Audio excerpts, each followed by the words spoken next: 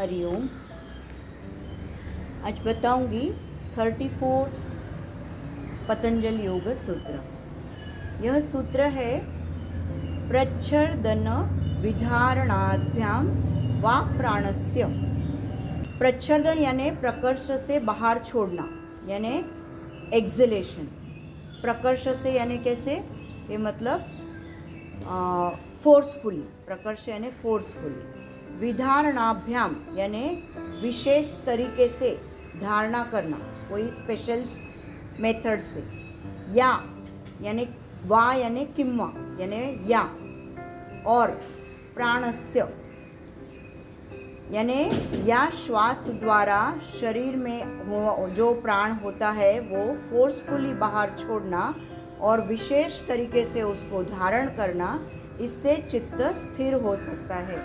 हम लोग अभी इसमें क्या सुन रहे हैं कि अलग अलग तरीके से हम लोग कैसे हमारे चित्त को स्थिर कर सकते हैं। पतंजल मुनि ने बताया है, हमारा माइंड इधर उधर घूमता रहता है, चित्त स्थिर नहीं रहता है, तो उसके उन्होंने तरीके बताए हैं।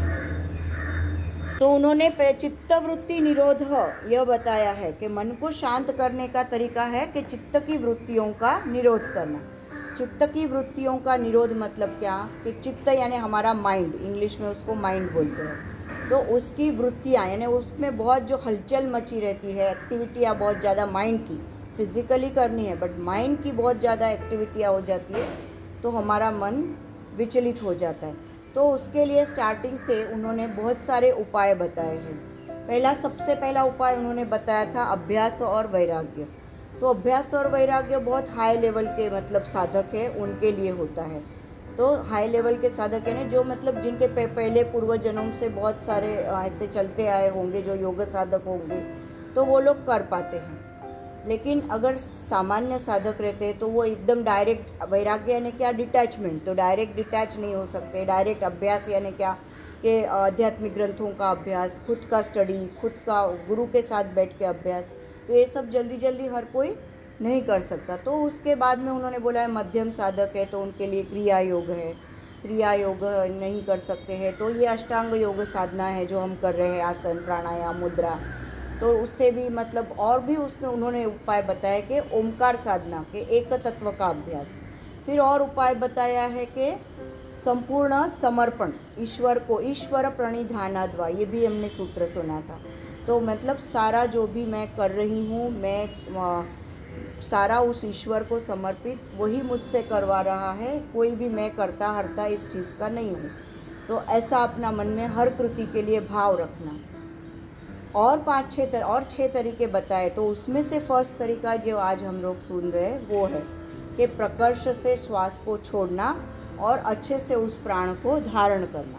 वो क्रिया आज हम करेंगे बाद में, लेकिन वो उन्होंने एक तरीका बताया कि हमारे चित्तवृत्तियों का शांत हम कैसे हो सकते हैं। तो अभी उन्होंने बताया है कि जो हमारा अन्नमय कोश यानी ये जो हमारा शरीर दिख रहा है उसे बोलते हैं 5 कोश। उसमें से अन्नमय कोश मतलब हमारा यह शरीर, और वह जो हमारा मनोमय कोश है, मनोमय यानी माइंड और शरीर, इसके बीच का जो हमारा जो जोड़ने वाला जो रास्ता है वो क्या है, प्राण।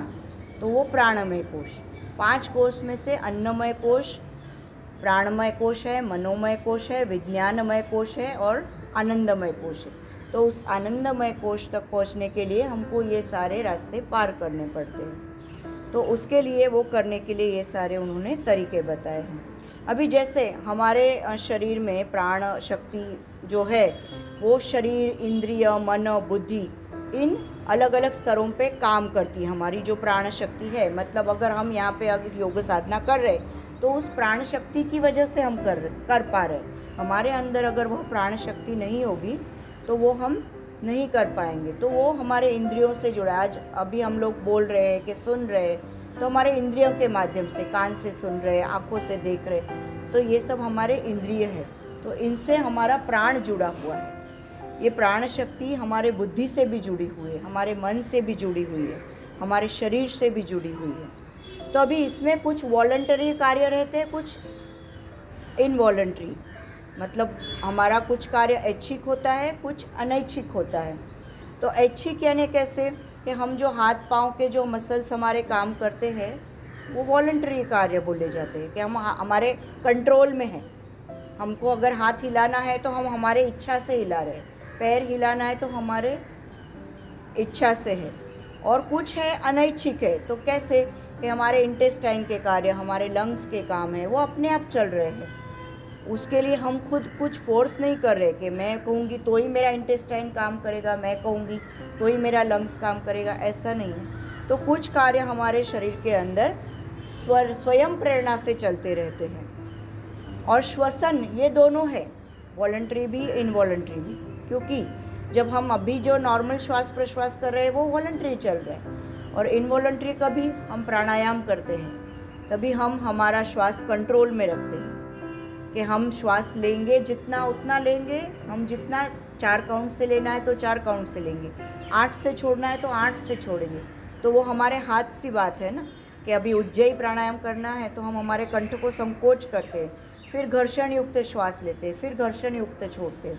तो ये सब हमारे हाथ की बात है, यानी श्वास प्रश्वास ये दोनों में काउंट होते हैं। तो ये सब पे नियंत्रण करना, प्रश्वास की गति को नियंत्रण करना, तो उससे हम हमारे प्राण को भी नियंत्रण करने, और जैसे ही हम प्राण संयम करेंगे तो हमारे अपने आप इंद्रिय, मन, बुद्धि ये भी हमारे कंट्रोल में आ जाते हैं। तो मतलब प्राण संयम का मतलब समझ में आ गया होगा सबको, है ना, कि प्राणायाम का इम्पोर्टेंस क्या है। जो हमारे अंदर की शक्ति, चैतन्य शक्ति, शुरुआत में मैं बताती हूँ ना कि चैतन्य शक्ति हर एक के अंदर है। तो जैसे ही हम उसको कंट्रोल करते हैं तो हर चीज़ हमारे कंट्रोल में आते हैं, नहीं तो वो हमको चलाते हैं, इंद्रिय, बुद्धि, मन वो हमको चलाते। पर वो हमको अगर हमारे हिसाब से उनको चलाना है तो हमारे श्वास के ऊपर कंट्रोल चाहिए। श्वास के ऊपर कंट्रोल आया तो ऑटोमेटिक प्राण शक्ति कंट्रोल, प्राण शक्ति कंट्रोल तो मन कंट्रोल। तो ये ऐसे सब साइकिल है, ठीक है।